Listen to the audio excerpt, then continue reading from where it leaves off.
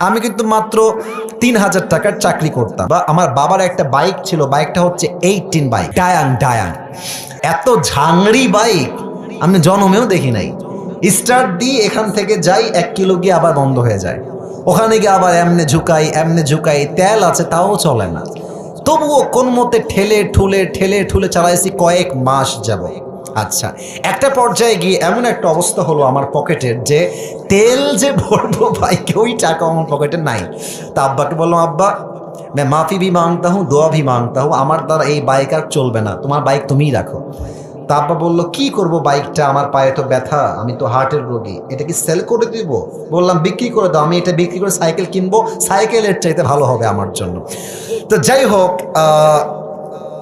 বাইকটা বিক্রি করব ভাব, মানে এটা এইভাবে কখনো আমি আগে কোনো মাহফিলে বলি নাই, এতটা ব্যাখ্যা দিয়ে বলি নাই, আজকে বলছি বাইকটা বিক্রি করে দিব অভাবের জন্য। বাট বিশ্বাস করেন, সেই সময়টা প্রতিদিন তাহাজ্জুদ পড়তাম, প্রতিদিন আল্লাহকে বলতাম যে আল্লাহ তুমি আমাকে কবুল করো, আমার চেষ্টা কবুল করো। আর আমি দুইজনের ওয়াজ খুব বেশি শুনতাম, এক আজহারির ওয়াজ শুনতাম খুব বেশি, আর একজন আমি আল্লামা দেলোয়ার হোসেন সাঈদীর ওয়াজ খুব বেশি শুনতাম। সেই সময়ের কথা, it has been 3 years or maybe 4 years back, 3 বা 4 বছর আগের কথা। তো হঠাৎ করে আমি একদিন জুমার খুতবা দিলাম। আমি আবার বলছি, এই কথা কিন্তু আমি কখনো কোথাও আপনার শোনেন নাই, আমি আজকেই বলছি। তো জুমার খুতবা দিলাম, আমি প্রায় 1 বছর যাবৎ জুমার খুতবা দিই, ভিডিও আপলোড হয়, কিন্তু কখনো কোনো রেসপন্স আসে না, আই মিন কেউ দেখে না ভিডিও।